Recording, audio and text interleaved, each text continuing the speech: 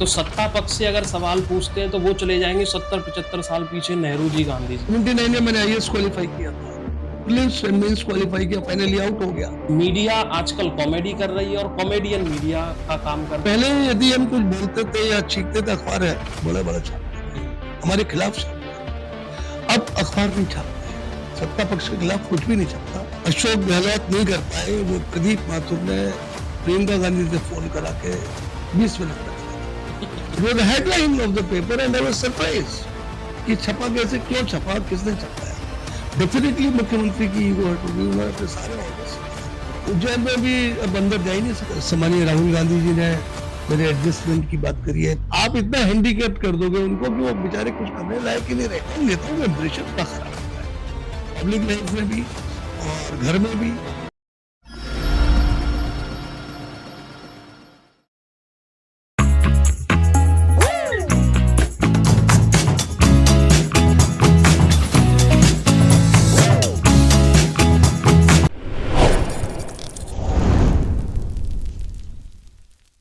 Hello and welcome to new episode of my show Let's Talk with Madhusudan. Today we discuss about the ideology and power. That means the combination of politics. जी हाँ, आपने सही समझा, हम बात करने वाले हैं आज राजनीति के। देखिए, इस समय का अगर सिनेरियो अगर आप देखें देश में, तो सत्ता पक्ष से अगर सवाल पूछते हैं तो वो चले जाएंगे 70-75 साल पीछे, नेहरू जी, गांधी जी पे। विपक्ष को अगर मैं देखूं तो वो कई सारी आइडियोलॉजी में बटा हुआ है। मीडिया आजकल कॉमेडी कर रही है और कॉमेडियन मीडिया का काम कर रहा है, ये हमारे देश में चल रहा है। लेकिन ये सब बातें तो चलती रहेंगी। हमारे साथ एक बहुत ही सीनियर लीडर मौजूद है, कांग्रेस के वरिष्ठ नेता, 4 बार के विधायक और पूर्व सीएलपी लीडर, माननीय प्रदीप माथुर जी। सर, बहुत बहुत स्वागत। बहुत बहुत धन्यवाद, आप आए और आप मेरा इंटरव्यू ले रहे हैं पॉडकास्ट के लिए। जी जी जी, उसके लिए बहुत बहुत धन्यवाद। Thank you so much time देने के लिए सर। अरे नहीं नहीं, टाइम तो आजकल हम विपक्ष में हैं, खाली हैं तो टाइम ही टाइम है। अच्छा, मैं उसी वर्ड से स्टार्ट करता हूं जो मैंने अभी बोला। मुझे एक्चुअली ये जानना है कि राजनीति जो है वो आइडियोलॉजी की लड़ाई है या पावर की लड़ाई है? देखिए, आजकल के परिप्रेक्ष्य में तो पावर की लड़ाई है जी। सत्ता कैसे हासिल की जाए, कुर्सी कैसे छीनी जाए और गद्दी पे कैसे काबिज हुआ जाए। मेरे ख्याल से वो जमाना बदल गया। ये पिछले, मैं कह सकता हूं कि 93 से मामला शुरू हुआ, जब से पावर की लड़ाई की बात हुई। उससे पहले आइडियोलॉजीज की लड़ाई होती थी और लोकतांत्रिक व्यवस्थाओं की लड़ाई होती थी, पूंजीवाद से लड़ाई होती थी, तानाशाही से लड़ाई होती थी। और आज जो है सारी लड़ाई केंद्रित होकर पावर पे आ गई है। चाहे वो मनी पावर हो, चाहे वो बाहुबल हो, चाहे काउंटिंग ऑफ द हेड्स की बात हो, चाहे अपनी मसल पावर दिखाने की बात हो। अच्छा, मैं आपसे शुरू करता हूँ, फिर हम जो है नेशनल और स्टेट। जी, आपने मुझसे प्रश्न इस तरह का किया तो मुझे ऐसे ही जवाब देना पड़ा। जी जी जी जी। अच्छा, मैं आपके बारे में पढ़ रहा था, 4 बार आप विधायक रहे, जिसमें से 3 बार तो आप लगातार रहे। जी जी। तो वो दौर किस तरीके का था आज के दौर में, और वो जो आपका दौर था 3 बार का, देखिए, जब मैं 85 से 89 के एंड तक जब विधायक रहा, तब तो कांग्रेस का राज था। और मैं समझ सकता हूं कि 89 was the last 89 was the last year for the Congress. Uttar Pradesh में उसके बाद कांग्रेस की वापसी नहीं हुई। और उस जमाने में हम लोग अच्छे खासे विधायक हुआ करते थे नंबरिंग में, और बिल्कुल तूती बोलती थी सरकार हमारी थी। पंडित नारायण दत्त तिवारी जी, वीर बहादुर सिंह जी, वाई से बरसा करके वो मुख्यमंत्री बनते थे, फिर वो मुख्यमंत्री बनते थे, और बिल्कुल एक डेमोक्रेटिक तरीके से सरकार चलती थी। और ये जरूरी नहीं था कि सत्ता पक्ष के बैठे हुए विधायक का काम ही हो। मैं आपको बता रहा हूँ, मेरिट्स के ऊपर काम करते थे, ब्यूरोक्रेसी हावी रहती थी, अफसरशाही। और जरूर अफसर यदि कन्विंस्ड है तो वो काम करेगा, जरूरी नहीं है कि वो विधायक का कहना माने ही माने। आजकल की तरह नहीं कि विधायक आ गया और अफसर डर गया और उसने काम कर दिया। ऐसा नहीं है कि वो कपड़े देख के, फ्लैग का कलर देख के, गाड़ी का कलर देख के वो काम करे अधिकारी। अब तो मामला ही दूसरा है। और मुझे अच्छी तरह याद है, यहाँ पे एक एपिसोड हो गया था, मेरी लड़ाई हो गई थी तत्कालीन एसएसपी से, और 89 का समय था।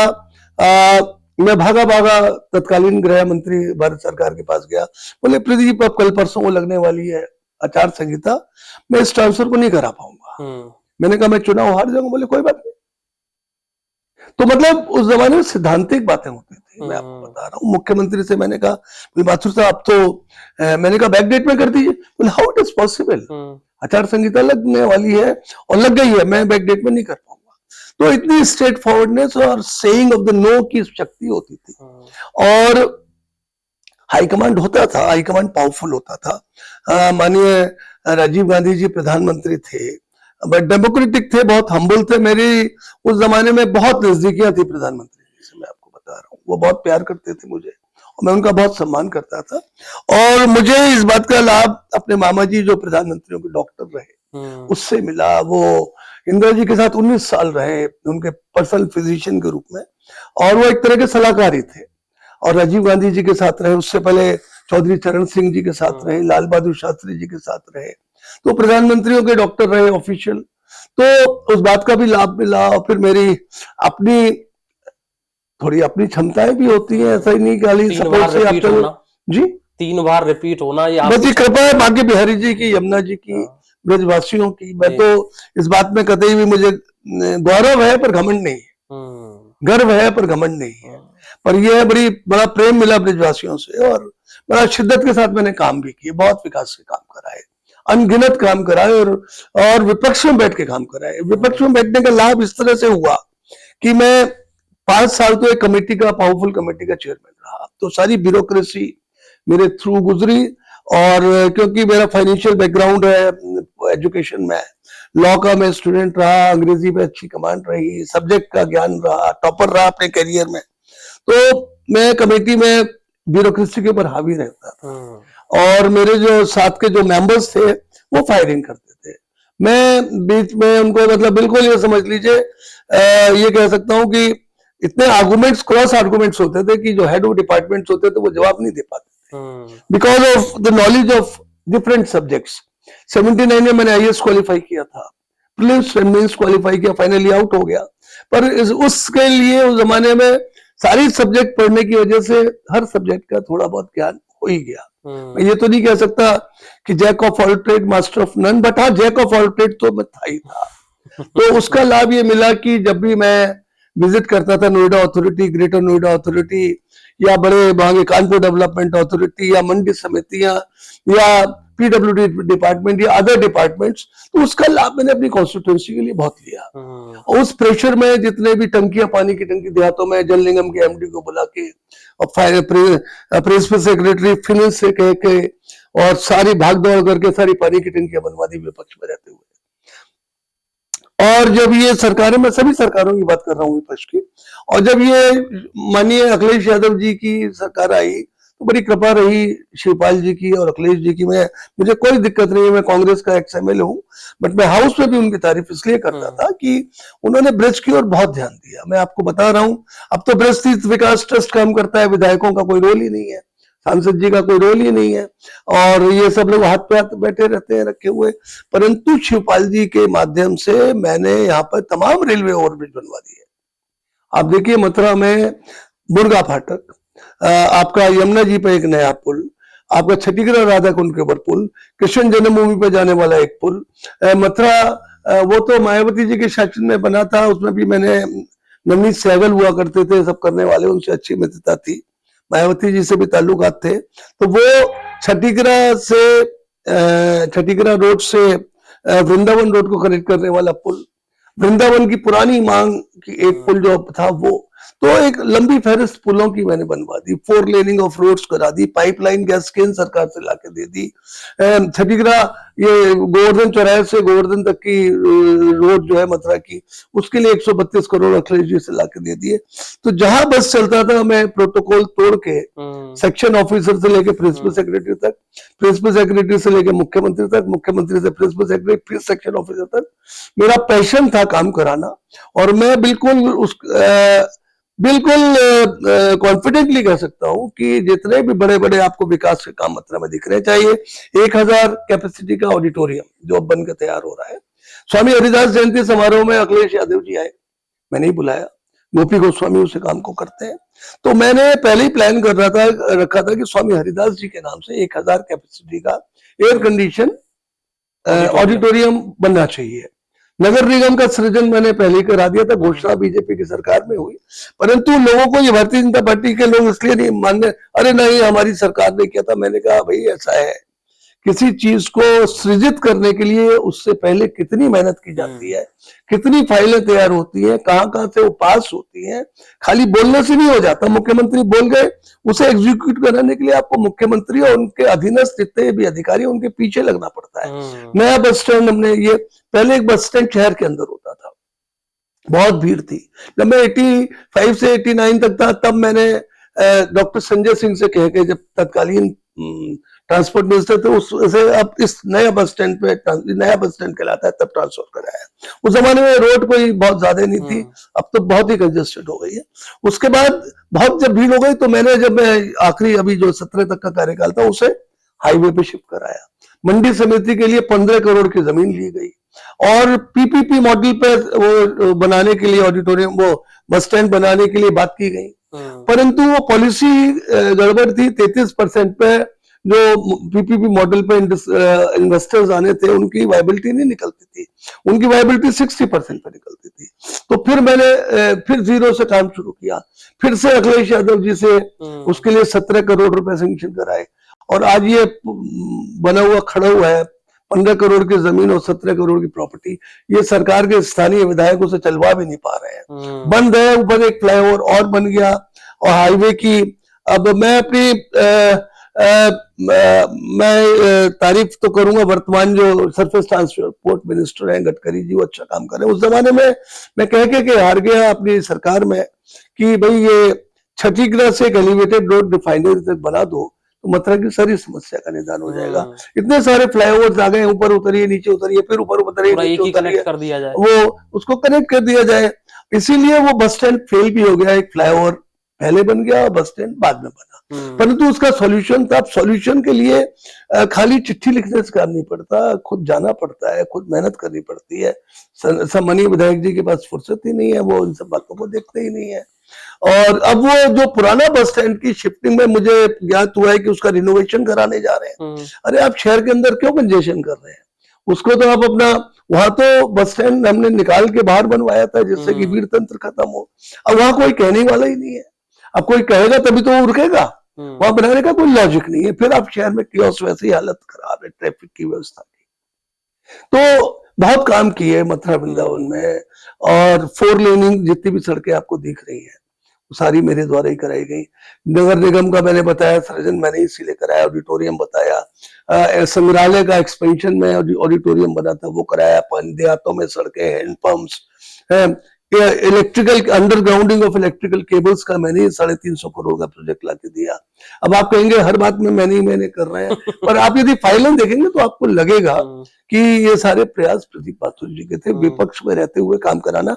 मैं समझता हूँ काम, विकास का काम कराना कोई मुश्किल नहीं है। आप विपक्ष में भी बैठे होंगे तब भी आप करा सकते हैं, क्योंकि you have to chase the thing, then you should be after it. जब आप पीछे पड़ेंगे तो काम हो जाएगा। अच्छा, आज की डेट में अगर मैं बात करूं तो यहाँ की एमपी बीजेपी की है, सारे विधायक बीजेपी की हैं, एक मंत्री भी हैं, पहले तो 2-2 हुआ करते थे। फिर भी मथुरा में समस्याओं का समाधान हो क्यों नहीं रहा है? अब मैं क्या बोलूं, ये बड़ा शर्मनाक बात है। मैं समझता हूं कि एक तो जो एमएलएज हैं वो पावरलेस हैं। ये मुझे समझाइए। इसलिए कि ये मोदी जी और योगी जी के नाम पे जीत के आए, और इनकी डोर उन्हीं के हाथ में है। और इनका जब ये ज्यादा बोलेंगे या कुछ करेंगे तो इनको टपट दिया जाता है, बैठ जाओ क्योंकि हमने जिताया है। तो जी हमने जिताया है, whatever we will speak you have to follow it. उसी तरह से जैसे विधानसभा के अंदर एक तरफ बड़ा पीतल का लगा हुआ है सत्ता पक्ष में हाँ, और विपक्ष में लगा हुआ है नहीं। यदि आप अंदर गए हो तो विपक्ष वालों को तो नहीं कहना और सत्ता पक्ष वालों को हाँ कहना, सरकार की बातों में बात। परंतु मैं बताऊं, जब हम लोग पावर में थे तब हम अपने मंत्रियों का विरोध करते थे, ये गलत काम करता है।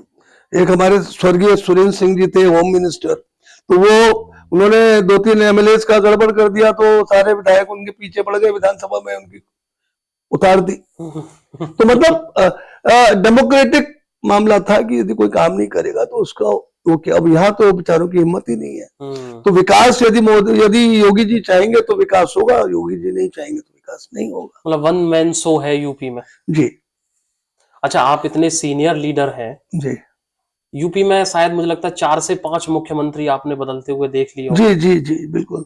आज के मुख्यमंत्री और आपकी पार्टी के मुख्यमंत्री, बीच में सपा आई, बसपा आई, क्या अंतर दिखता है? देखिए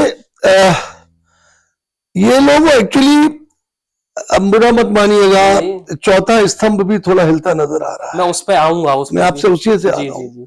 क्योंकि पहले यदि हम कुछ बोलते थे या चीखते थे, अखबार है बड़े बड़े छापते थे, हम्म, हमारे खिलाफ छापते थे। अब अखबार नहीं छापते, हम्म, सत्ता पक्ष के खिलाफ कुछ भी नहीं छपता, विपक्ष को दिखाया नहीं जाता। हम्म, 2 लाइन आ जाती है। अब जैसे मैं अभी अमर उजाला में कह रहा था कि मेरा नाम ही काट दिया कल, और वन ऑफ द जो मेन मुख्य अतिथि था मैं ही था, हम्म, और वही कार्यक्रम के जो संयोजक थे हमारे ही लोग थे, और प्रदीप माथुर गायब। हम्म, अब पता नहीं किसने ये चाल चली।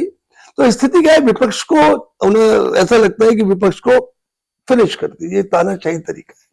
मैं समझता हूँ योगी जी, आप उसे कुशल प्रशासक कह लीजिए या तानाशाह कह लीजिए, वो अपनी बातें मनवाते हैं, डंके की चोट पे कहते हैं, बुलडोजर बुलडोजर संस्कृति आई कैन से। और एक धर्म विशेष के लोग तो बहुत ही डरे हुए हैं उत्तर प्रदेश में। इन्होंने साफ कह दिया हमें मुसलमानों की वोट नहीं चाहिए। फिर एसआईआर में उनको डर था कि उनकी वो वोटें नहीं काट दी जाए। तो स्थिति क्या है कि आप मथुरा के उन लोगों को देखिए, उस धर्म के लोगों को देखिए, इतने डरे हुए हैं। उनका खाना पीना व्यापार सब बंद कर दिया गया। तमाम लोगों के मकान के आगे बुलडोजर खड़े कर दिए गए। रोज तमाम लड़के सफेद हीरोइन वोरोइन के चक्कर में जेल में डाल दिए गए। यदि यदि बकरे का मांस है तो उसे गाय के मांस में दिखा दिया, यदि भैंस का मांस है तो उसे गाय के मांस पर रिपोर्ट लगा के बंद कर दिया।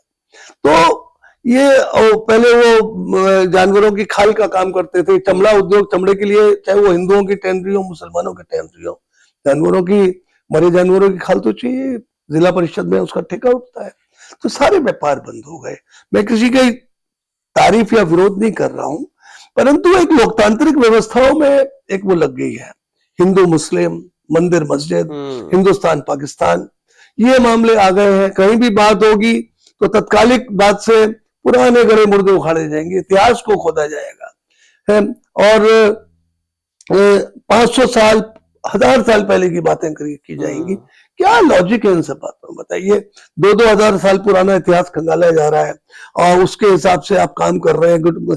खुदाई की जा रही है, आर्कियोलॉजिकल सर्वे ऑफ इंडिया को लगाया जा रहा है, स्टेट आर्कियोलॉजिकल डिपार्टमेंट को लगाया जा रहा है, और उनकी मूर्तियों के आधार पर ये क्लेम किया जा रहा है कि ये मस्जिद मंदिर था और ये मंदिर मस्जिद थी और ये था वो था। ये पुराने, आई थिंक आजकल के समय में एक तरह का पॉइजनिंग कर दिया है दिमाग, राजनीति और धर्म को एक साथ मिला दिया है। देखिए, धर्म प्योरली एक व्यक्तिगत विषय है। आप बांके बिहारी जी को माने, आप राधा वल्लभ जी को माने, आप राधा रमन जी को माने, आप भूतेश्वर महाराज को माने, आप रंगेश्वर महाराज को माने, आप गलतेश्वर महाराज को माने, आप द्वारकाधीश जी को माने, आप दुर्गा मैया को माने, आप रंगेश्वरी माँ को माने, आप काली माँ को माने, बगलामुखी माँ को माने, गिरिराज जी को माने, राधा रानी को माने, दाऊ जी को माने, ये आपका व्यक्तिगत मामला है। आप यीशु को माने, अल्लाह को यीशु, मैं तो हिंदू की बात पे कर रहा हूँ क्योंकि हिंदूवादी सरकार है ये। आप यीशु को माने, आप अल्लाह को माने, आप ईसा मसीह को माने, किसी को माने, it is your personal matter. और बस इन लोगों ने इस तरह का माहौल क्रिएट कर दिया है। अच्छा, आप अजीब सी चीज देखिए, एक नया फैशन चल रहा है, कारों में पीछे लिखा है हिंदू। भाई ये सब लिखने की क्या जरूरत है? आप क्यों उद्वेलित कर रहे हैं? आप क्यों इस तरह का माहौल देश में बना रहे हैं? मुझे लगता है कि ये सब पॉलिटिकलाइजेशन है चीजों का, और इस तरह हिंदू कह के आप पोलराइज कर रहे हैं, मुसलमानों की बातें करके पोलराइज कर रहे हैं, दंगे करा के आप पोलराइज कर रहे हैं, इलेक्शन जीतने से पहले आप बड़े बड़े कांड करा देते हैं, बड़ी बड़ी लड़ाइयां लड़ा देते हैं। पुलवामा हुआ, उसके बाद इलेक्शन हो गया, अभी ऑपरेशन सिंदूर हुआ, उसके बाद बिहार का इलेक्शन हो गया। अच्छा, फिर मैं बिल्कुल कह सकता हूं कि राहुल जी का जो मामला है वोट चोरी का, ईवीएम में हेरा फेरी का, बिल्कुल 100% सही है। अब ये लोग तो ऐसा होता है पहले अनाउंस कर देते हैं, पता नहीं अब के कैसे फेल हो गए, अब की बार 400 पार। पर बात क्या है कि ये जो कहते हैं कि पश्चिम उत्तर प्रदेश में हम 140 सीटें लाएंगे और छत्तीसगढ़ में हम 200 वोटों से 200 सीटों पर जीतेंगे, वहां इतने सीटों से अनाउंस एडवांस में कर देते हैं। They set everything, manage everything. Election commission इनका, डीएम इनका है, गृह मंत्री इनका, प्रधानमंत्री इनका, मुख्यमंत्री इनका। सीखते रहो, चले जाओ हाई कोर्ट में, करते रहो, 5 साल निकाल देंगे। जजेस डरे हुए हैं। बताइए, जुडिशरी को पहली बार हमने डरते देखा। अरावली हिल पे देख भी लिया। अरावली हिल पे आप देखिए, अरावली हिल्स पर भी इन लोगों ने एक मुद्दा बना लिया, जाके 100 मीटर से नीचे की हिल्स के ऊपर कोई उसे अरावली मानेंगे ही नहीं। बताइए क्या बात हुई। खनन माफियाओं को आप एक तरफ उनके पट्टे निरस्त कर रहे हैं, एक तरफ आप ग्रीन बेल्ट बनाने की बात कर रहे हैं, एक तरफ अरावली पर्वत श्रृंखला को बात कर रहे हैं, और 100 मीटर से नीचे वाले का अरावली नहीं मानेंगे। अरावली हिल्स तो ऑलरेडी एक्सटेंट होती हुई हिल्स है। आप वहां 400 फीट की ऊंचाई पर कहां जाएंगे? मसूरी नहीं हो जाएगा वो। 1000 फीट पे, 2000 फीट पे, 3000 फीट पे, 5000 फीट पे, 7000 फीट पे पहुंच जाइए, 11000 फीट पे, 24,000 फीट पे पहुंच जाइए, एवरेस्ट हो जाएगा वो।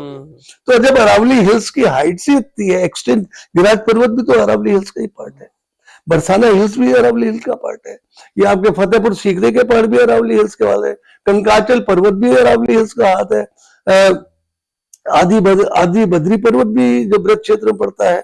बल्कि आप ये मानिए, मैंने कांग्रेस में रहते हुए, एक्स एमएलए होते हुए, राजस्थान के मुख्यमंत्री तत्कालीन अशोक गहलोत से लड़ी कंकाचल और आदि बद्री पर्वत को बचाने के लिए। वहां लीगल और इलीगल माइनिंग्स दोनों हो रही थी। तो मेरे पास रमेश बाबा जो अपने हैं बरसाना वाले, उनके लोगों ने मुझे अप्रोच किया कि आपकी सरकार है, इसमें करिए। मैंने गहलोत जी से टाइम मांगा, गहलोत जी से कहा, गहलोत जी ने टाइम दिया, वो उन्होंने सुनी अनसुनी कर दी। फिर मैंने प्रियंका जी से बात करी। मैंने प्रियंका जी से, आपको बोलना पड़ेगा, रिलीजियसली इन्वॉल्व बहुत लोग हैं, और आदि बद्री पर्वत और कंकाचल पर्वत ब्रज 84 कोस के परिक्रमा में आते हैं, इनमें खनन अवैध हो रहा है। तो उन्होंने अशोक गहलोत जी को फोन किया, बोले प्रदीप जी की बात सुनी है और इस पर मीटिंग बुलाई है। फिर ही कॉल्ड अ मीटिंग, और गहलोत जी थे, उनके 3 कैबिनेट के मंत्री थे, उनके ऑफिसर्स थे, मैं था, और रमेश बाबा जी, राधा प्रिया, राधा कांत जी, उनके जो नुमाइंदे थे वो थे, सुनील जी जो आश्रम देखते हैं, और एक आध बाबा संत और थे। तो I was very dominating on them. वो तो वहां के लोग तो वैसे शरीफ होते हैं, तो एग्रेसिवली बात नहीं करते। तो बहरहाल बहुत अच्छा उन्होंने वो लिया और बैन लगा दिया।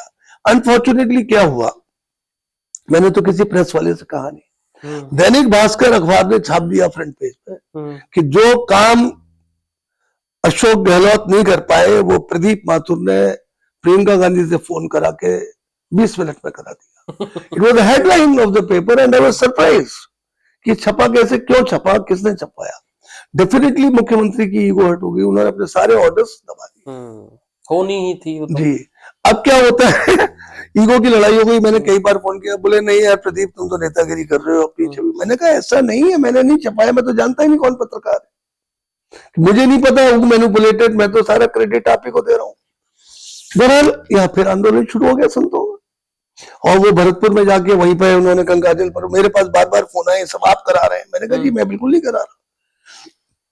तो इसका मतलब ये आरएसएस से प्रायोजित मामला था। मैंने कहा बिल्कुल आरएसएस से प्रायोजित नहीं किया, ये मेरा मामला था, रमेश बाबा जी के डिलीवरीज का मामला था, और ब्रज की संस्कृति को बचाने के लिए लड़ाई थी।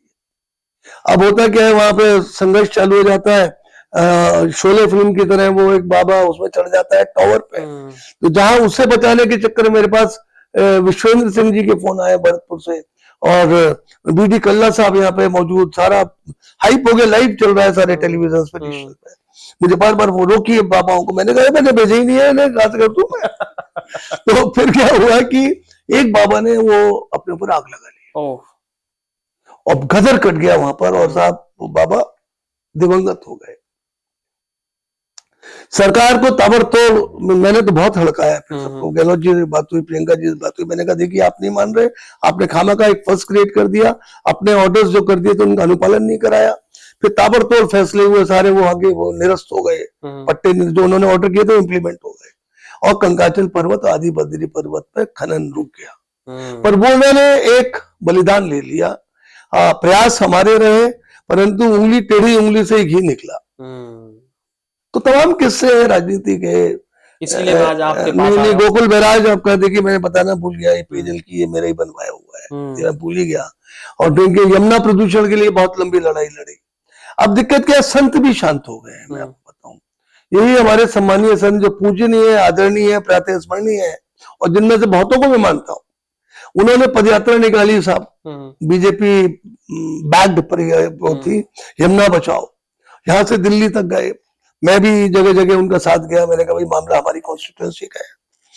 तो मैंने उन लोगों को सोनिया गांधी जी से मिलवाया। उन्होंने, हरीश रावत जी तत्कालीन जल संसाधन मंत्री थे, मीटिंग हुई साहब और एग्रीमेंट्स हुए, सारे एग्रीमेंट हो गए और सब यमुना को क्लीन करने की बातें हो गई। उस जमाने में सरकार इनकी थी, आप पार्टी की थी दिल्ली में, हमारी केंद्र में सरकार थी, उत्तर प्रदेश में समाजवादी पार्टी की सरकार थी।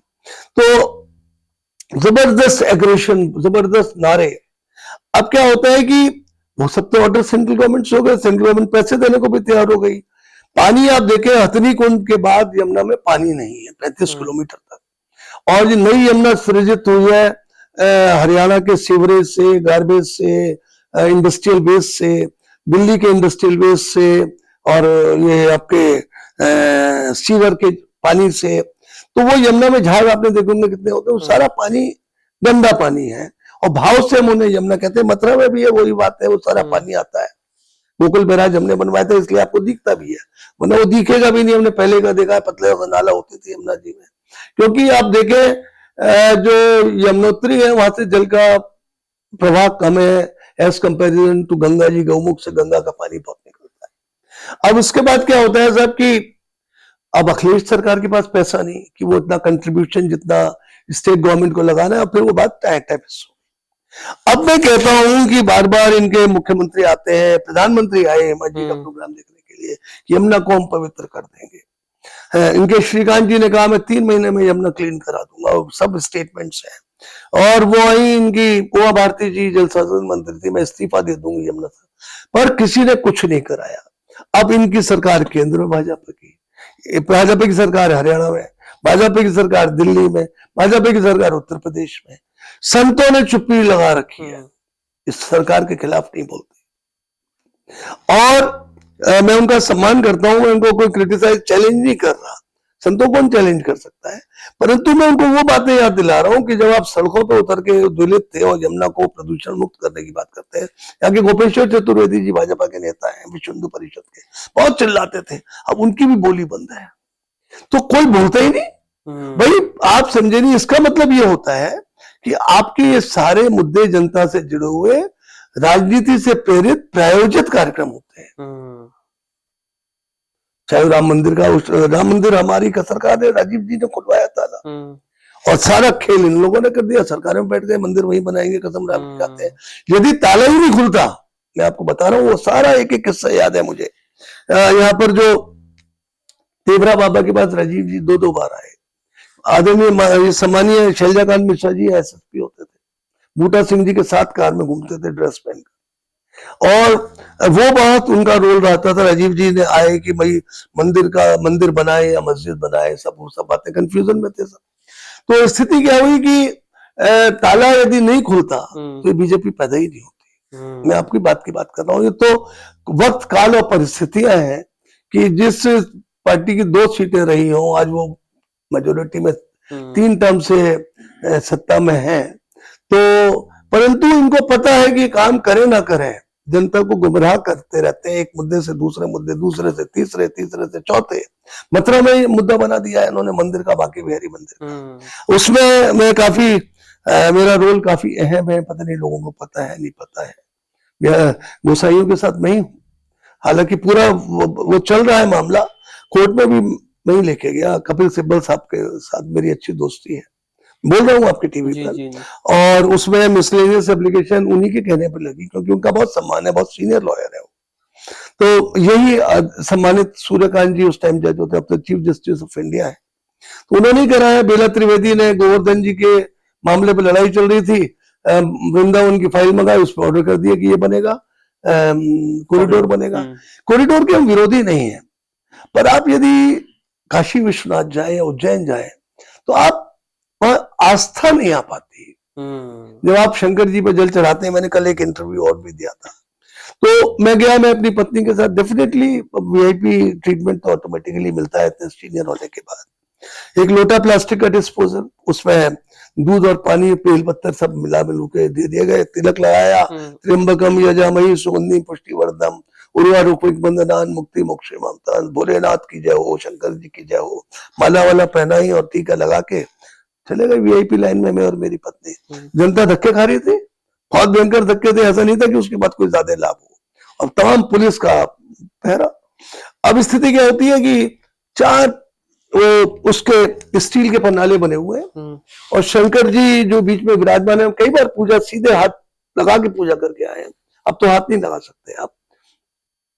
अब वो जल जो है लोगों के लोटे जो है उसी जो स्टील के पन्नाले बने हुए उसके माध्यम से उनकी जो चौहद्दी की बाउंड्री है उसमें जाके गिर रहे हैं। शंकर जी पे भी जल नहीं गिरा और एकदम बेलपत्र काफी इकट्ठे हो जाते हैं। एक लड़का आता है, उन बेलपत्रों को एक तसले में लेता है, उठा के सामने डाल देता है, तो हटी हटी हटी हटी हटी हटी हटी ओम नमो शिवा का जाप भी नहीं कर पाते। अब इतने में डंडा पुलिस हटा देती है। देखिए और चलिए तो वो आस्था कहाँ है पूजा में? आपको यू नीड लिटिल, थोड़ा तो आपको धैर्य होके, जब तक आप स्मरण करके भगवान सामने ना आए तब तक आपको महसूस ही नहीं होता। तो स्थिति हुई, मुझे तो नहीं समझ में आया। उज्जैन में भी अब अंदर जा ही नहीं सकते आप, पहले तो उज्जैन में हम अंदर जाके वो करते थे और नंदी के पास जाके बैठ जाइए, वहीं से देखिए सारा का कार्यक्रम। तो ये सब ये मॉडर्न पिकनिक स्पॉट्स हैं जिसमें कि भगवान को रिलीजियसली एक स्टैचू बना दिया, भगवान को स्टैचू बना के एक धार्मिक पिकनिक स्पॉट्स बन गए हैं। अब मामला क्या है, वृंदावन में इन्होंने पहले घोषणा करी, बेला त्रिवेदी जी की ताबड़तोड़ वो हुआ, वो कपिल सिब्बल साहब ने सेट असाइड करा दिया। ये देखा, जब सरकार ने देखा तो 2 दिन के अंदर ताबड़तोड़ ऑर्डिनेंस ले टेक ओवर का। मुस्लिम एप्लीकेशन ने कहा इसे ट्रांसफर टू हाई कोर्ट, इसमें डिस्कशन होने दीजिए। फिर वो एक हाई पावर्ड कमेटी बनी। हाई पावर्ड कमेटी में सम्मानीय जज साहब, रिटायर्ड जज ऑफ हाई कोर्ट, और पूरे अधिकारियों का, डीएम उसके सेक्रेटरी, और जिन गोसाइयों का सेवायतों का मंदिर है स्वामी हरिदास जी की परंपराओं के हिसाब से, वो नगर में 4 लोग, 2 राजभोग से, 2 शयन भोग से। अब नक्कार खाने में तूती की आवाज, ये बोलते रहे, कुछ सुनने वाला नहीं। उनमें से 3 में से एक उनका प्रवक्ता, बाकी 3 रह गए। 3 में से एक और बोलने वाला नहीं, 2 बोलने वाले, एक को डर और एक थोड़ा बोले तो आगे दिखा दीजिए, मेजोरिटी उधर चली गई। तो अब आप बताइए कि, और मुझे लगता है कि वो पूरी कमेटी सरकार की एजेंट है। अब वो इस चक्कर में, मैं सम्मान कर रहा हूँ, मेरा झगड़ा किसी से नहीं है, I got good friendship, interaction होता है। मैंने उनको सुझाव भेजे लिख के, अब ये करी, उन्होंने एजेंडे में शामिल कर लिया और उस पर डिस्कशन ही नहीं हुआ, रद्दी की टोकरी में चला गया मामला। तो स्थिति क्या है कि अब फिर जो ऑर्डिनेंस था वो एक्ट बन गया विधानसभा में, पर उसमें कोई दिक्कत नहीं है क्योंकि वो पे अभी डिस्कशन होगा, हाई कोर्ट में चर्चा होगी, उसमें 1, 2, 3 साल 4 साल लगे, ऑर्डिनेंस का मामला अलग हो गया। परंतु मैंने जज साहब से कहा, ऑफिसर से भी कहा, मैंने कहा भाई आप ऐसा करिए, लाखों लोग आ रहे हैं पागलों की तरह अपने इष्ट के लिए, डेफिनेटली इष्ट है उनका, इतना वो है, बिहारी जी का प्रताप है कि पूरा देश और दुनिया जानती। हमारे तो इष्ट है, वो माथुर कम्युनिटी के तो इष्ट है। यदि आप वहां के गोसाई लोगों से बात करेंगे तो सबसे प्रथम जजमान माथुर ही है उनके, तो माथुर कायस्थ मतलब। अब स्थिति क्या है कि वो अब क्या हो गया, अब जो है बिल्कुल वो रिचुअल्स को खत्म कर रहे हैं। उन्होंने वो खत्म कर दी, आपकी देहली पूजन को रोक लगा दी, जगमोहन में लोग झांक के दर्शन कर लेते थे, वहां बंद कर दिया। एक काम तो अच्छा किया, जो भंडारी इधर से उधर घूमते रहते थे, काम मैं ये नहीं कह रहा कि वो काम अच्छा नहीं कर रहे, पर सबसे पहले काम उनको करना चाहिए कि भीड़ कैसे कंट्रोल हो। छठीगृह से बांके बिहारी मंदिर, एक्सप्रेसवे से बांके बिहारी मंदिर, मथुरा वृंदावन से बांके बिहारी मंदिर, 3 मेन स्पॉट्स हैं, यमुना पार से भी है, 4 समझ लीजिए। तो स्थिति क्या है कि ये मैंने ये सुझाव दिया लोगों से, गोसाइयों से, और सबसे राय लेके कि 25,000 लोगों को सुबह दर्शन कराए और 25,000 लोगों को शाम को दर्शन कराए, और ऑनलाइन रजिस्ट्रेशन करते हैं। फेयर काम हो बिल्कुल। वैष्णव देवी में ऑनलाइन रजिस्ट्रेशन से जाते हैं, तिरुपति बालाजी में जाते हैं। अब स्थिति क्या है कि अब धक्का परेड हो रही है, कोई गिर रहा है। अभी भी पहले तो 2 लेडीज मर गई थी तो उस पर इतना बवाल कर गया, अभी 3 लोग शहीद हो गए, उनका चर्चा भी नहीं, अखबार भी नहीं छाप रहे, और वो भी जनता भी शोर नहीं मचा रही और वो भी कुछ नहीं कह रहे। दम घुटने से मृत्यु, चाहे वो मंदिर परिकर के बाहर हो, परिसर के बाहर हो, चाहे मंदिर परिसर के अंदर हो, दम घुटने से, ऑक्सीजन की कमी से, क्योंकि इतने आदमी वो सांस लेने के लिए ऑक्सीजन की कमी पड़ती है, तो उसका ब्लेम तो मंदिर की उस पर ही जाता है कि वो लोग ढंग से मैनेज नहीं कर पा रहे। अब स्थिति क्या है कि यदि ऑनलाइन किसी आईटी कंपनी से मैंने कई लोगों से बात करी, तो उसमें क्या है कि काउंटिंग ऑफ द हेड्स के साथ, जैसे उन्होंने 25,000 लोग सुबह किए, तो 25,000 लोग ही एंट्री करेंगे ऑनलाइन रजिस्ट्रेशन के हिसाब से, लोकल लोगों को पास दे दीजिए, तो आप देखिएगा वो स्प्रेड ओवर पूरे हफ्ते में हो जाएगा। मतलब 50,000 लोग यदि रोज दर्शन करते हैं सुबह और शाम की पारी में, तो एक हफ्ते में 4 लाख, पूरे महीने में 16 लाख, और 16 लाख मल्टीप्लाइड बाई 12 महीने कर लीजिए, समझिए। तो जो एकजुट होती थी भीड़ वो बढ़ जाएगी, तो वो बढ़ जाएगी और एक सिस्टम बन जाएगा। ये सिस्टम नहीं क्रिएट कर रहे हैं। अब बैरिकेडिंग की बात करें, जब तक आप सिस्टम नहीं क्रिएट करेंगे तो कैसे काम चलेगा? सुनते ही नहीं है। अब आप रिचुअल्स खत्म करने में लगे हुए हैं। देखिए, तमाम मान्यताएं हैं, हम लोग मान्यताओं से चलते हैं, रिचुअल से चलते हैं, हम लोग परंपराओं से चलते हैं, परंपराओं से बंधे हुए हैं। अब परंपराओं को, उनके गोसाइयों का मंदिर उनकी परंपराओं को तोड़ रहे हैं, और भोग प्रसाद बंद कर दिया भगवान का। अब आप वो कैसे बंद कर देंगे आप? मतलब 1 लाख उसमें से नहीं जाएगा। अब मुझे नहीं कहना चाहिए, सुप्रीम कोर्ट को मैं सम्मान करता हूं, उसका आदर करता हूं, उनके ऑर्डर्स का आदर करता हूं, जज साहब का आदर करता हूं, उनकी तनख्वाह भी तो खजाने से निकल रही है।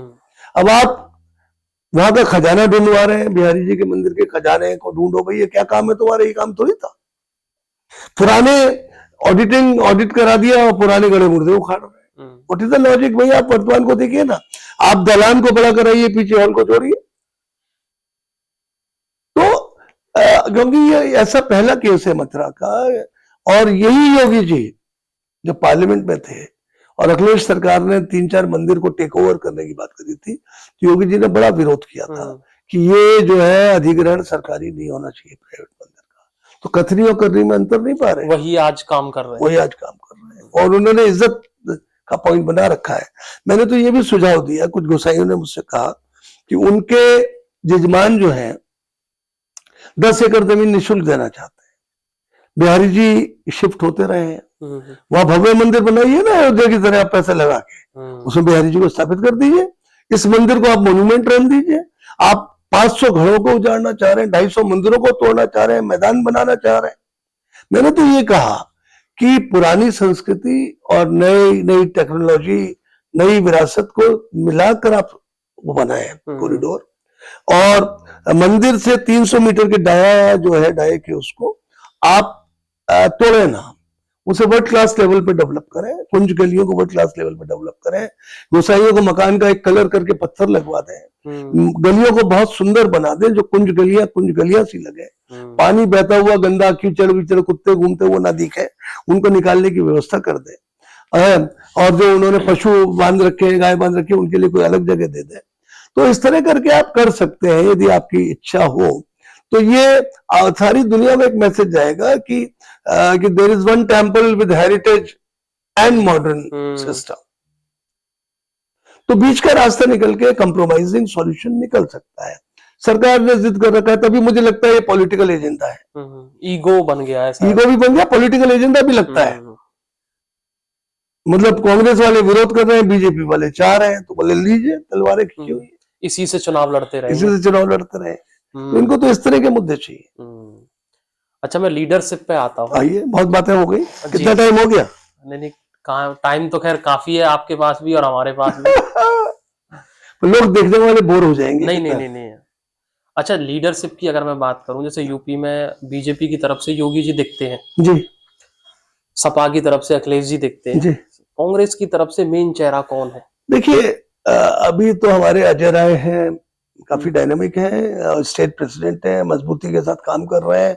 और आप समझ लीजिए सब गड़बड़ नहीं होती तो ताल ठोक दी तो उन्होंने प्रधानमंत्री के खिलाफ।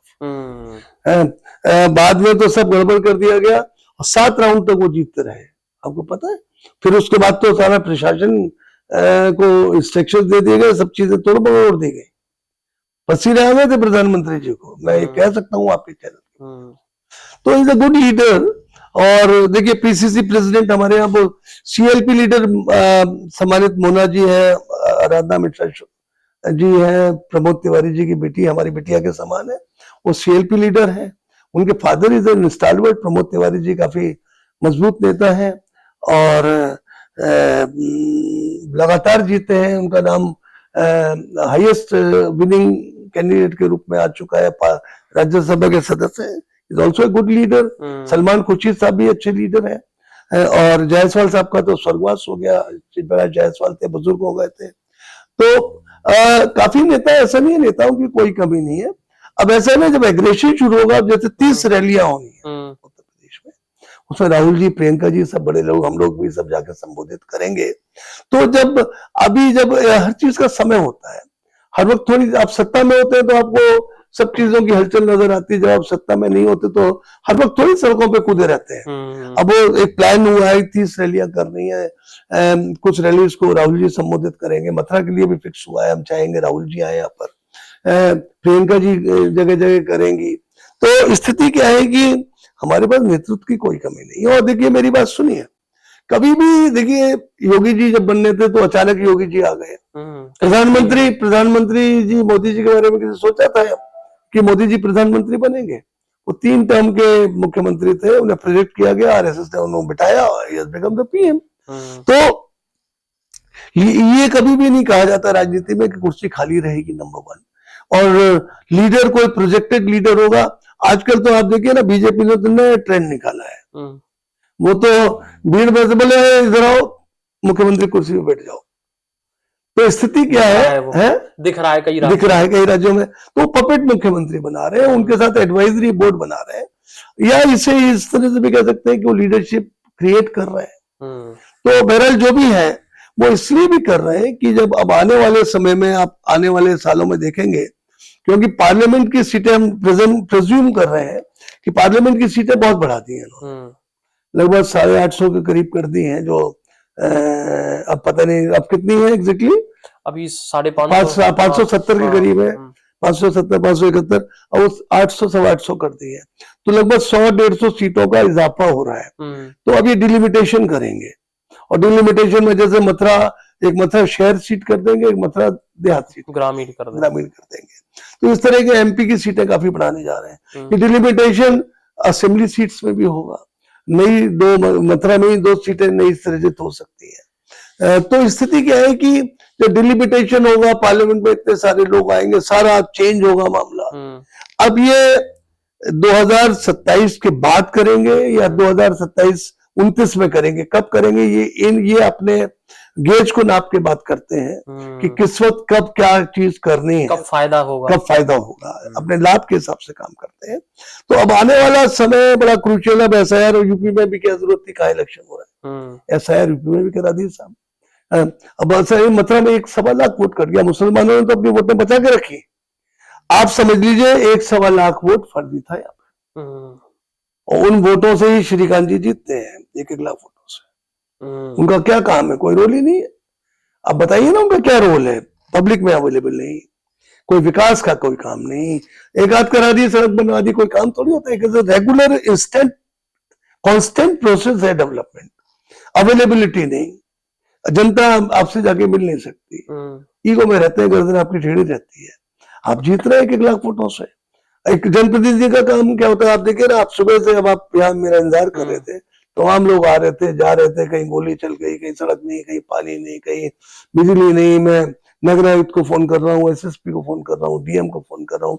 लोगों की डे टू डे की प्रॉब्लम्स का समाधान करना पड़ता है, क्योंकि एक एमएलए जो होता है कोऑर्डिनेटिंग आइटम होता है, मतलब he coordinates and facilitate the problems solution to the public। तो होता है क्या है कि पब्लिक के साथ सामंजस्य कैसे हो, उनकी तकलीफें कैसे दूर हो, तो वर्सेटाइल होना पड़ता है एक जनप्रतिनिधि को, चाहे आप पूर्व हो चाहे वर्तमान हो। जहां तक आपने लीडरशिप की बात बताई, मैंने आपसे कहा ही, कई सारे नाम लिए। उत्तर प्रदेश में ऐसा नहीं है, यदि ऐसा मौका मिला तो हमारे पास लीडरशिप की कोई कमी नहीं है। मैं ही बैठा हूं आपके सामने। बिल्कुल बिल्कुल। मैं आखिरी सवाल यही पूछने वाला था। पिछले 2 इलेक्शंस में आपको हार का सामना करना पड़ा है। फ्यूचर आप क्या सोच रहे हैं? देखिए, कई सारे फ्यूचर्स हैं, फ्यूचर के वो हैं। मुझसे सम्मानीय राहुल गांधी जी ने मेरे एडजस्टमेंट की बात करी है, पब्लिकली कर रहा हूं मैं। हो सकता है मुझे मौका मिले, क्योंकि पॉलिटिक्स में हर चीजें अनसर्टेन होती हैं। यू कांट क्लेम कि मुझे होगा ही होगा। He has promised me to give me work. Obviously मेरा टारगेट तो एमएलए की सीट का है ही, मैं चुनाव तो लड़ूंगा ही, पर डर लगता है इनकी वोट चोरी से, डर लगता है इनकी ईवीएम में हेरा फेरी से, डर लगता है इनके चुनाव आयोग से, डर लगता है इनके कलेक्टर से, डर लगता है इनके मुख्यमंत्री से। अब इनका मथुरा की बारी है, और यही चल रहा है, और मथुरा की बारी और अगली तैयारी है। जन्मभूमि पर शायद कभी भी कर सकते हैं। जी, जन्मभूमि पे तो अभी हाथ इसीलिए नहीं डाल रहे, अभी हरि जी के मंदिर का गेट दाब के देख रहे हैं। इनको यही दिक्कत हो रही है, अभी हम ही दिक्कत बन रहे हैं। तो बात क्या है कि भाई हम तो लड़ेंगे। भाई देखिए, हम तो हिंदू मुस्लिम सिख ईसाई आपस में भाई भाई वाले फॉर्मूले के हैं। हम तो ये नहीं कहेंगे कि हमें मुस्लिम की वोट नहीं चाहिए या क्रिश्चियन की वोट नहीं चाहिए या सरदार की वोट नहीं, हमें तो सबकी वोट चाहिए। हम तो सबके लिए हैं। इस आजाद भारत में, स्वतंत्र भारत में हम ये डिस्क्रिमिनेट नहीं कर सकते। कहाँ किसको भेज देंगे? इस आजादी के बाद ये तमाम मुसलमान यही पैदा हुए हैं, कहाँ जाएंगे वो? आप इस तरह की बातें क्यों करके नफरत के बीज बो रहे हैं? क्यों सांप्रदायिकता फैला रहे हैं? वोटों की राजनीति में आप माहौल देश का क्यों खराब कर रहे हैं? भाई को भाई रहने दीजिए, भाईचारा रहने दीजिए, भाइयों को भाइयों से मत लड़ाइए, इस तरह के काम मत करिए। क्यों देश का सत्यानाश कर रहे हैं? आप जीडीपी के डेटाज गलत बताते हैं, आप प्रोग्रेस के डेटाज गलत बताते हैं, सारे के सारे डेटा स्टैटिस्टिकल आपके गलत होते हैं। आपने पूंजीवाद को सिर्फ 2 घरों तक सीमित कर दिया, अडानी और अंबानी तक, सब कुछ आपने बेच दिया। Public sector undertaking Nehru ji के जमाने से बन के आई और बड़ी बड़ी एस्टेब्लिशमेंट खड़े हुए, आपने औने पौने दामों पे आपने लगा दिया ठिकाने। अब आजकल आप इंडिगो के पीछे पड़े हुए हैं, उसे लॉस पे लॉस दिखाए जा रहे हैं, उसको उसकी ऐसी की तैसी कर रहे हैं, ईडी के रेट्स पड़ रही है, ये हो रहा है वो हो रहा है। तो आप अपने एक आदमी को प्रमोट करने के लिए यही आपको तंग कर देंगे, देश को खत्म कर देंगे। और उनको ये नहीं पता कि अगली सरकार आएगी, एक रेजोल्यूशन निकल आएगी कि Adanis every establishment is nationalised. ये क्यों भूल जाते हैं कि ये परमानेंट सत्ता? ठीक है, कह रहे 2047 तक बैठे रहो, 2047 तक, उसके बाद दूसरी पार्टी तो आएगी, 1 मिनट में राष्ट्रीयकरण कर देगी इन सब पूंजीवादियों का। 1 सेकंड लगेगा, सबका राष्ट्रीयकरण हो जाएगा। तब क्या होगा? क्यों गलत सलाह दे रहे हैं अपने मित्र अडानी जी को, प्रधानमंत्री जी? क्यों उन्हें सब वो करने की बातें, क्यों अंबानी को गलत रास्ते पर ले जा रहे हैं? ये लोग खुद, ये काफी प्रूडेंट लोग हैं, उनके साथ थिंक टैंक बहुत है, पर इन लोगों को भी सोचना चाहिए कि भाई हमें ऐसा नहीं करना चाहिए। और ऐसा नहीं है, देखिए आप इंडस्ट्रियल डेवलपमेंट की बात कर रहे हैं, हम ये नहीं कह रहे कि डेवलपमेंट नहीं हो रहा, तो और तेजी से हो सकता था। और तमाम ये इंडस्ट्रियल स्टेट तो पहले से ही थे, ऐसा नहीं है कि इन लोगों ने कुछ किया। नोएडा सारा कांग्रेस का सृजित, ग्रेटर नोएडा कांग्रेस का सृजित, यमुना एक्सप्रेसवे अखिलेश जी के जमाने का, यमुना एक्सप्रेसवे, ये आगरा एक्सप्रेसवे मायावती जी ने बनवाया, लखनऊ एक्सप्रेसवे किन्होंने बनवाया? अखिलेश जी ने बनवाया। गंगा एक्सप्रेसवे की नींव पहले ही रखी जा चुकी है। तो आप तो जो पॉलिसी प्लानिंग पूर्ववर्ती सरकारें करके गई, उन्हीं को आप अनुपालित कर रहे हैं, फीता काट रहे हैं, बस फीता काट रहे हैं तमाम चीजों का। बताइए, ये सारे फ्लाईओवर्स मेरे बनवाए हुए, योगी जी का नाम लगा हुआ है उसमें, पट्टी जाके फीता योगी जी ने काट दिया। फीता योगी जी ने लखनऊ में काट दिया, प्रयास माथुर साहब के थे। Am I right? बिल्कुल। और देखिए, मैं जाते जाते जब चुनाव हारा, मैं बड़ा ओपन माइंडेड हूं। मैंने श्रीकांत को बुलाया, मैंने श्रीकांत को ये स्कीम्स अधूरी है और ये 98% हो चुकी है, बस 2% रह गई है। हाथ ही निकल गया, पूछोगे इन्हें करा देना। धौली पे होगे फ्लाईओवर के बारे में मैंने कहा, मैंने सब सैंक्शन करा दिया था। I am talking about my first defeat. तो अभी तक धौली पे होगा फ्लाईओवर नहीं बना, वो इंटरेस्ट ही नहीं लेते हैं प्रभु जी। तो मतलब ये तो जनप्रतिनिधि का काम होता है ना। और नया बस स्टैंड चालू नहीं करा पाए, यमुना को प्रदूषण मुक्त नहीं करा पाए, कोई नया उद्योग नहीं ला पाए। तो स्थितियां बहुत गंभीर है और बहुत बड़ी बड़ी चुनौतियां हैं। अभी सावन के अन्नों को हरा हरा नजर आ रहा है, जनता की आंखों पे भी चश्मा चढ़ा हुआ है। इन्होंने ऐसी पल्स पकड़ रखी है कि अब देखिए, मैं भी सनातनी हिंदू हूँ, कांग्रेसी हूँ। मैं भी, आपने देखा होगा, आपके आने से पहले पूजा ही कर रहा था जी। आज सोमवार का दिन है तो अभिषेक करता हूँ मैं शंकर जी का, तो उसमें टाइम लग गया, इसलिए अब क्या करूं मैं, ये भी जरूरी है।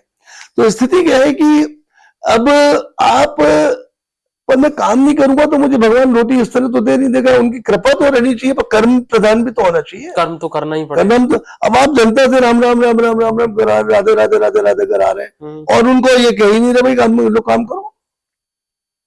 रोटी कपड़ा और मकान का इंतजाम नहीं है। अब आपने, अब एक बात और कहूं, अब आप कहते हैं देश ने बड़ी तरक्की करी, बहुत आगे बढ़ गया, परंतु आप देखिए ना, उन देशों की सूची देखिए किस पायदान पे है कांग्रेस, अपना देश। पायदान आपको पता है किस पायदान पे है हम? हाँ, वो तो हंगर इंडेक्स में 100 से ज्यादा रैंक है हमारी। तो हंगर इंडेक्स में, और फिर आप कह रहे हैं हम प्रगति कर रहे हैं। आप 80 करोड़ लोगों को मुफ्त अनाज दे रहे हैं, इसका मतलब क्या है? वो बिलो पॉवर्टी लाइन लोग हैं, और हम जीडीपी में जापान को क्रॉस करके आगे चले गए। बताइए, ये सब मैनिपुलेशन है साहब। मैं ये चर्चा में कह रहा हूं मैं। अब आप 80 करोड़ लोगों को भोजन निःशुल्क दे रहे हैं, इसका मतलब 80 करोड़ लोग गरीबी की रेखा से नीचे रह रहे हैं। 140 करोड़ की जनता में 80 करोड़ लोग तो गरीबी की रेखा से नीचे हैं। 60 करोड़ में 2% लोग एफ्लुएंट है, पूंजीवादी है, और बाकी कितने हैं? Lower middle class, upper middle class, middle class. और उनको आप फीड करते कहते हम बहुत तरक्की कर रहे हैं। भाई कहाँ तरक्की कर रहे हो, ये बताओ ना। जो 80 करोड़ लोगों को आप खाना दे रहे हो, क्यों इस तरह के वो करते हो भाई? क्यों मुफ्त में खिला रहे हो वोटों के लिए? आप इतना हैंडीकैप कर दोगे उनको कि वो बेचारे कुछ करने लायक ही नहीं रहे, सिर्फ वोटों की खातिर। उनको आत्मनिर्भर बनाने की बात नहीं कर रहे हैं आप उनको चाहते हैं कि वो मुफ्त का खाते रहे। तो इट इज नॉट गुड। तभी तो हमें वोट देते रहेंगे। आप बताइए, आपको देश की चिंता नहीं है क्या?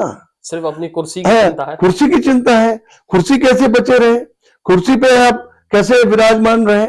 अब जब आडवाणी जी को साइडलाइन कर दिया सम्मानीय मोदी जी ने आते ही कि 75 साल के हो गए, जोशी जी को साइडलाइन कर दिया, 75 साल के हो गए आप। अब जब खुद 75 साल के हो गए तो क्यों नहीं उतर रहे भी कुर्सी से? तो रूल चेंज हो जाएगा ना। आप समझे नहीं? अरे अभी तो बहुत कुछ होगा। अभी तो सम्मानीय Amit Shah ji deputy prime minister बनेंगे, फिर वो सम्मानित राष्ट्रपति जी का ख्वाब देख रहे हैं, वो उस तरह का पुतिन टाइप। तो वो पावर ट्रांसफर उनको कर देंगे, वो प्रधानमंत्री को टेक ओवर कर लेंगे, वो राष्ट्रपति के उस पर विराजमान रह जाएंगे और खुद को 20 साल के लिए डिक्लेयर कर देंगे, खुद को डिक्लेयर कर देंगे। तो बात क्या है, ये प्रेजम्पशंस है जो लोगों के दिमाग में बातें चलती हैं, वो उनकी चर्चा कर रहा हूं। लगता है क्योंकि ये लोग इस तरह की चीजें कर रहे हैं, जो कर रहे हैं वो सामने आ रहा है, तो अब लोगों को समझ में आने लगा है कि वो ठगे जा रहे हैं। मैं आपको ऐसे बता रहा हूँ, चाहे मैनिपुलेशन कर लें, वोट चोरी कर लें, ईवीएम कर लें, चुनाव आयोग को पता नहीं क्या हो गया, बताइए। मतलब इतना राहुल जी चीखते तब भी बिहार का चुनाव में साइडलाइन कर दिया, वो कांग्रेस को 5-6 सीटों पर सीमित कर दिया, बोले और करो पद यात्रा। और उसको बताइए, तेजस्वी की पार्टी जो पिछली बार इतनी सारी वो सीटें लेके आई थी, उसे कहाँ ठिकाने लगा दिया, बिल्कुल किनारे पर लगा दिया। तेजस्वी को हरा रहे थे, उसने तो कह दिया मैं तो मर जाऊंगा या मार दूंगा। तो उसने जब धमकी दी तो उसे जीत आया। तो क्या मामला है, कोई तरीका है? लो, सारा मैनिपुलेशन चल रहा है। तो ये एक तरह की तानाशाही है, और तानाशाहों के चंगुल से निकलना बड़ा मुश्किल काम होता है, और आम शरीफ आदमी का तो जीना बड़ा मुश्किल है। मैं आपको बताऊं, गुंडागिरी जबरदस्त। अब आप कानून व्यवस्था की बात करते हैं, रोज मर्डर हो रहे हैं, अब दिखाते ही नहीं तो कहां से पता लग जाएगा?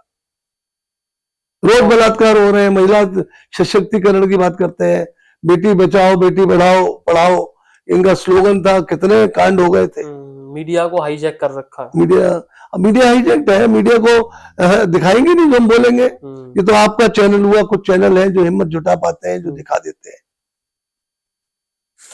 बड़ा अच्छा लगा सर आपसे बात करके। नहीं, आपने खुला डिस्कशन किया, मैंने भी खुली बातें करी। मेरे ख्याल से आपको नहीं लगा होगा कि मैंने कुछ हाइड एंड सीक किया नहीं जो नहीं आपने नहीं, हमारे पूछा। व्यूअर्स को भी बड़ा अच्छा लगा कि खुल के जी बात है। नहीं, मैं खुल के ही बात करता हूँ, मेरी आदत में, मैं I am very clear in my heart. मैं सिर्फ अपनी पत्नी से झूठ बोलता हूँ, फैक्ट बता रहा हूँ। यदि काम होता होगा तो हाँ करूंगा, वरना मना कर दूंगा, भाई I am sorry I can't help you out. इसमें आप क्यों अपने 500 रुपए और खर्च कर रहे हो, भागा दौड़ी करोगे, पेड़े ले जाओगे, लखनऊ जाने की जरूरत नहीं, अपना कागज दे दो मुझे, मैं जाता हूँ, मैं काम करा के लाके दे दूंगा। काम होता होगा तो हो जाएगा, हो सकता है, मुझे पता है कि काम हो सकता है, तो मैं करा दूंगा। भैया नहीं हो सकता, क्यों मेहनत कर रहे हो, क्यों वैसे तुम्हारे गरीबी में आटा गीला हो रहा है, क्यों 1500 2000 रुपए खर्च करने के चक्कर में। और फिर बीवी के सामने तो सबको झुकना ही है, तो वहां तो झूठ बोलना ही है। झुकने का बात यह है कि वो अरे टिकटिकाते कहाँ बैठे हो, हाँ। बड़ी अविश्वसनीय होती है बीवी, नेताओं की बीवियां खास तौर से जो नेताओं की पत्नियां होती हैं, उनको एक इम्प्रेशन, तो मैं बताऊं नेताओं का इम्प्रेशन बड़ा खराब होता है पब्लिक लाइफ में भी और घर में भी। बच्चे भी साले बाप गुंडा है, बाप तो शरीफ है, बाप क्या कर रहा है, एक इमेज ऐसी बन गई है। मैं आपको बताऊं, इसीलिए मैं कुर्ता पजामा नहीं पहनता, आई डोंट वियर कुर्ता पजामा। या तो मैं, ये सब जानते हैं, मैं सफारी सूट पहनता हूँ या सूट पहनता हूँ। कुर्ता पजामा तो बहुत ही खास ओकेजन, जैसे हमारी पार्टी, कल तो नहीं पहना मैंने, पार्टी का स्थापना दिवस हो या 26 जनवरी हो या 15 अगस्त हो, कोई राष्ट्रीय पर्व हमारी पार्टी का होता है, तो मैं कुर्ता पजामा पहनता हूँ। क्योंकि देखते ही कहते हैं यार साले चोर आ गए, जगलर वाली वो इमेज बनी हुई, बहुत गंदी इमेज बनी हुई है। और मेरा लास्ट इंट्रोडक्शन होता है कि आई एम ए पॉलिटिशियन, सारी बातें मुझे बोले आप। मैंने कहा सब बिहारी जी कृपा से मैं 4 टर्म एमएलए मथुरा वृंदावन से रह लिया, नेता प्रतिपक्ष कांग्रेस से रह लिया, कमेटी का चेयरमैन रह लिया, बहुत कृपा है बिहारी जी की, गिरिराज जी की, यमुना जी की। देखिए मेरी तो कोई बिरादरी भी नहीं है, आपसे बिना बिरादरी के मैं यहाँ चुनाव जीता, 4-5 हजार कायस्तों के वोट होंगे, 5-6 हजार वोट कोई मायने नहीं रखते चुनाव जिताने या हराने में।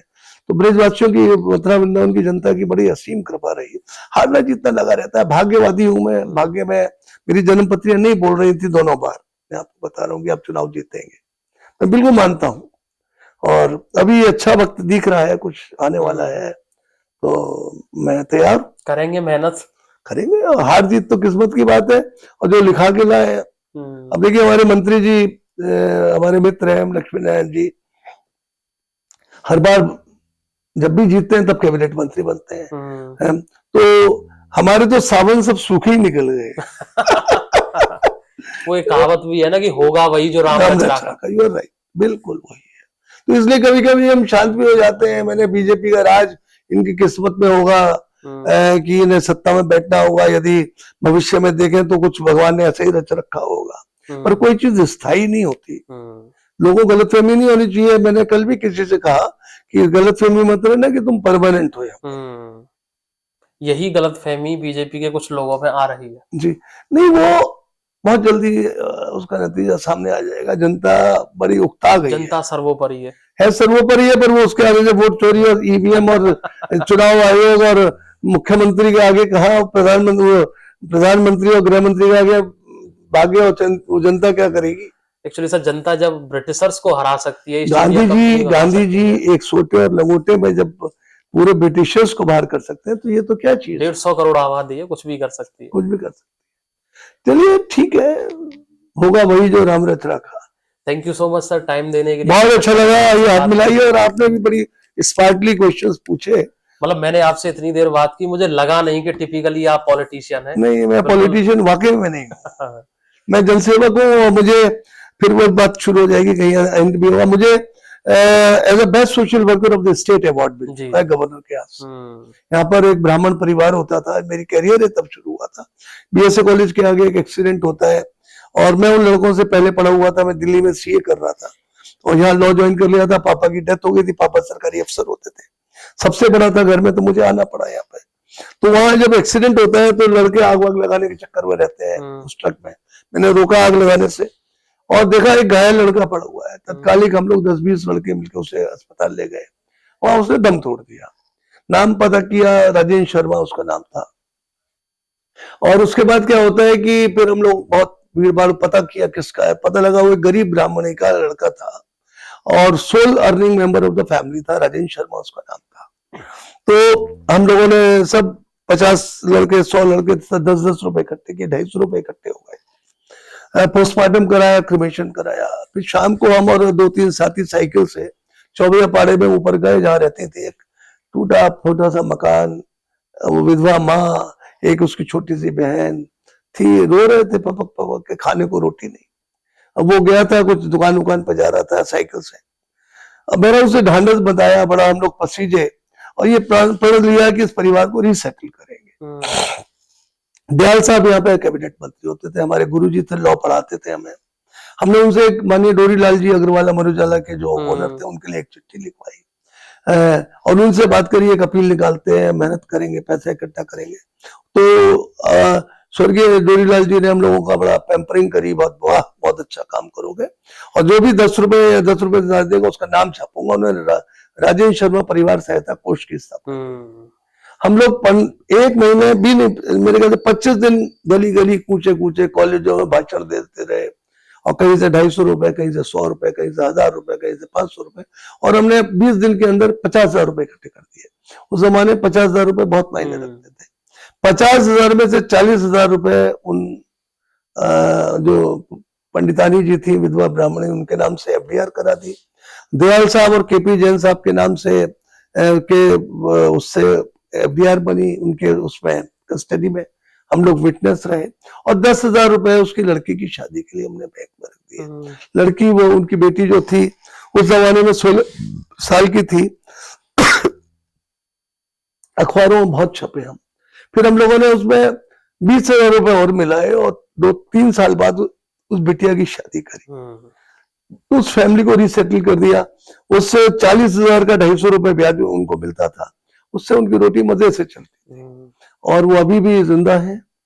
और वो बेटी मेरी राखी बांधने आती है, जो जिसकी शादी करी थी, और है। तो एक परिवार हल्के से पहल से, इस पर हमारे ऊपर मनोहर कहानियों पर एक कहानी छपी, संकल्प करके। उसे पढ़ के 404 बोरियां भर के चिट्ठी पूरे देश से आई, और उत्तर प्रदेश सरकार ने the best social worker of the state award, Vishwanath Pratap Singh ji की सरकार थी, गवर्नर साहब ने मुझे अवार्ड दिया। और मानव सेवा संघ नाम की एक संस्था ने as the best social worker of the country award दिया मुझे। तो मेरी सार्वजनिक जीवन में इस तरह से शुरुआत हुई। तो इसलिए मैं पीड़ित मानवता के लिए ही काम करता हूँ, मैं आपको बताऊं। तो मेरे उसमें कोई ये लालच वालच नहीं है कि माल कहाँ से आए, जमीन कहाँ से आई। पॉलिटिशियन नहीं, सोशल वर्कर है। सोशल वर्कर ही है, फैक्ट बता रहा हूँ। ऐसा भी नहीं है कि इतने गिरे गुजरे भी नहीं है कि राजनीति ना जानते हो, तो लंबा 40 साल होने को आ गए, तो इतनी तो जान पहचान है ही। पहली प्रायोरिटी सोशल वर्क है। सो पहली प्रायोरिटी लोगों की मदद करना। Thank you so much. चलिए, मतलब बातों में से बातें निकलेंगी और शाम तक बात करते रहेंगे। Thank you so much. Thank you, आप सबको धन्यवाद, और बहुत अच्छा लगा, आपने बहुत अच्छा इंटरव्यू लिया, उसके लिए शुक्रिया। Thank you. आप लोग देखते रहिए समाचार 24 में, फिर मिलूंगा एक और शो में एक और स्पेशल गेस्ट के साथ। तब तक के लिए नमस्कार।